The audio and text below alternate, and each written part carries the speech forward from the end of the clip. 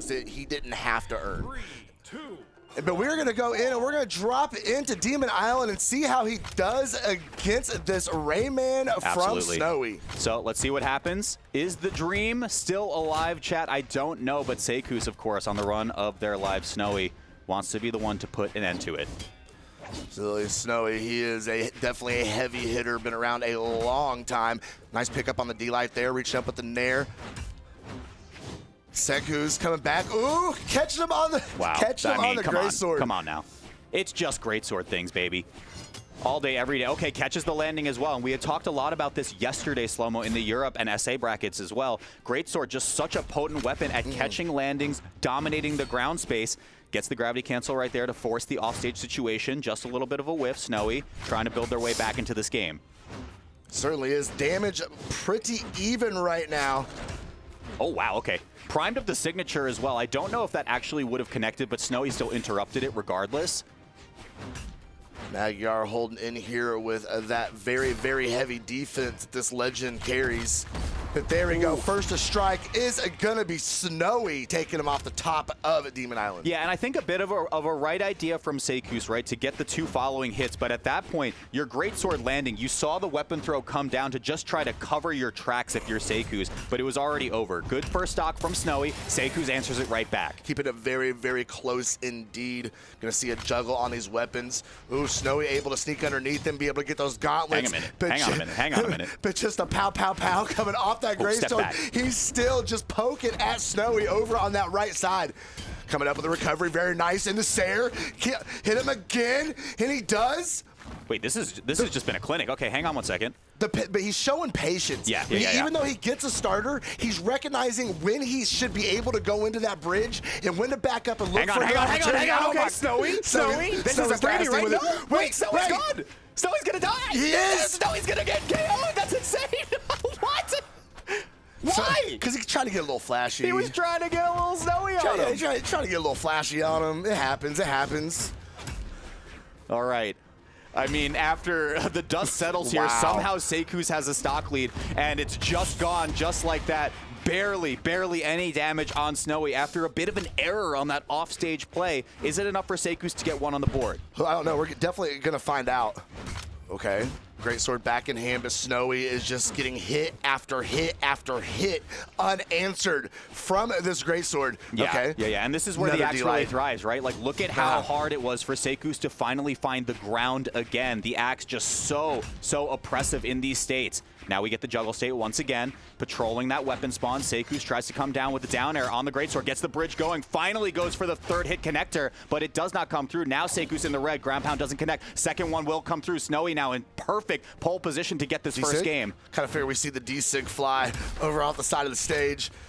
Disarmed as well. Seikuz got to play this so carefully, but it's not even going to be another chance right here. Snowy with the first game on the board. Yeah, gravity cancel, D-Light into recovery is going to go ahead and get it done.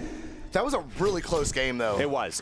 Yeah, so this is where Snowy got a little bit too fancy here, right? Like, played the offstage really well. Oh, dude, the off the backboard weapon toss was so sick. I mean, you had so much sauce on it. Why dress the salad even more at that point? Man. It was already a tasty meal, but Snowy just wanted a little bit too much. And then Seikuz got a freebie from it. Wasn't enough to get that first game. Let's see what happens here in game number 2.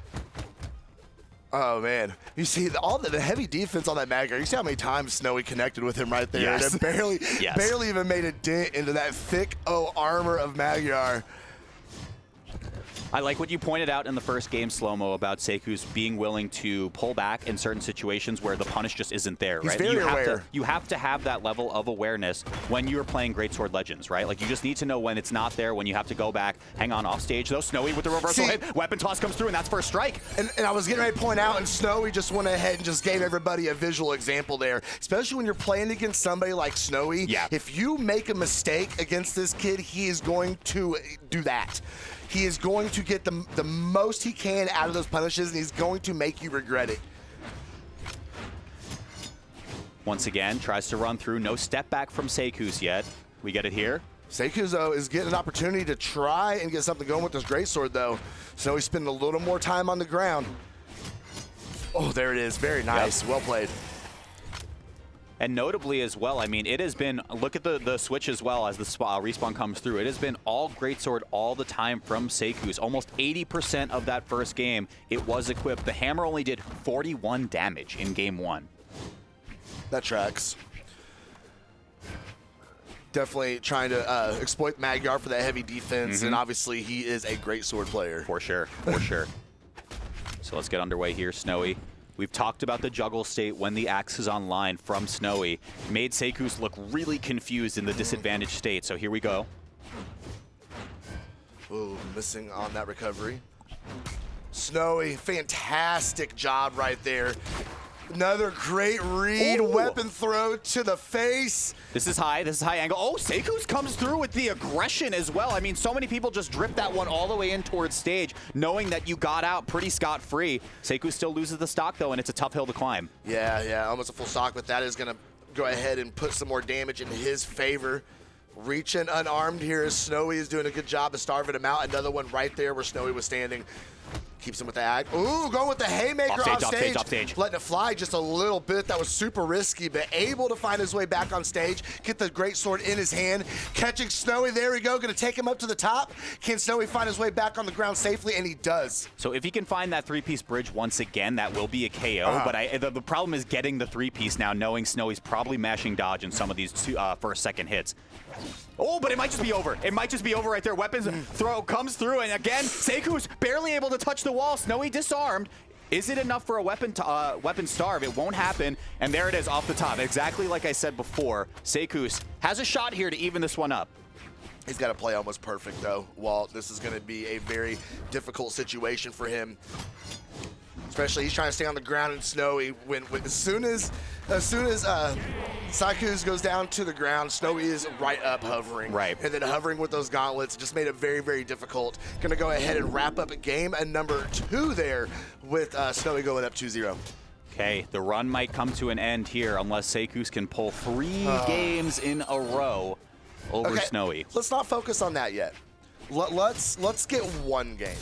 Let's make this 2-1. He is going to swap over to the Jaeyun, so maybe mix things up. He is going to lose quite a bit of that defense that he had on the Magyar, so he's going to have to get hit less. Yeah, I mean, for sure, of course. But having not seen a lot of Seikuz's Jaeyun, I think on paper this is good, right? Because where was Seikuz struggling in the first 2 games? Finding KOs, because it was specifically KOs that he would get off of third hit bridge on greatsword. Now if you go to the sword, hopefully we see a little bit more of that. You simplify your punishes down. It's just recoveries off the top. That was disgusting. Yeah, oh my God. Really good spacing too.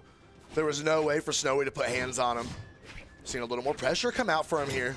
Okay. If you would have pivoted, and that D-Sig is going to hurt really bad as he does not have any options to get back up, and Snowy is going to go ahead and strike first with stock number 1. And you predicted this as well. I mean, the lower defense of the Jaeyun is going to come to bite Seikuz for sure. So we need to make sure we maintain parity in these stocks. The punishes have to be extreme now on the side of Seikuz.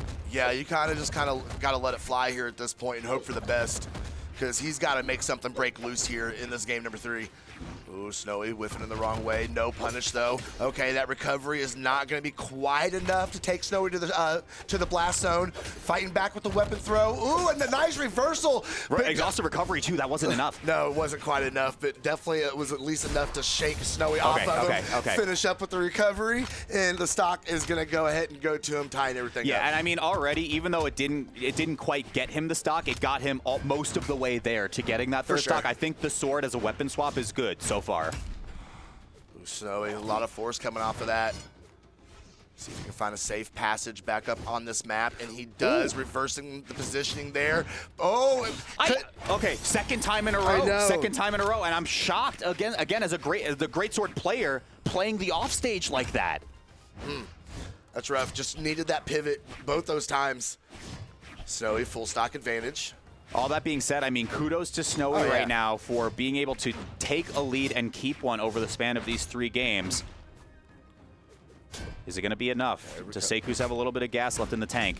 Seikuz is definitely trying here. Okay, he caught it. Gosh. Wait, off stage again. The reversal hits have just been insane, but Seikuz now gets the disarm. Is this just down air? Snowy touches the wall. Caught it. Oh, no, Sair confirmed with the sword. Okay, gets it with the recovery, and that's not enough for the KO. No. So he did a really good job in that last interaction, though. He wasn't just spamming his dodge. He was waiting until he was over on the side of the stage. He could go ahead and down dodge and safely get out of the way. Last stock here for Seikuz's tournament life. Oh, come on. Pull it together. This is doable. And we have seen, like, 5-piece hits from the Great Sword. So Seikuz have been going to absolute work. But Snowy, I mean, has shut it down with 2 recoveries in those last 2 games to close out. Waited for it this time, trying to end it the same exact way. This is so doable. This is, especially if Snowy is just going to let the side 6 fly like that. Yeah, you got to find the whiff punishes now if you're Seikuz. Oh, no, exact situation as before, and he waited this time. Snowy finds the 3-0 and will eliminate Seikuz from the bracket at 7th place. Seikuz got my attention. I think Seikuz should have everyone's attention, to be honest. That was phenomenal. I mean, you're going up against, like I said, a world champion. And granted, the scoreboard doesn't reflect how close that set actually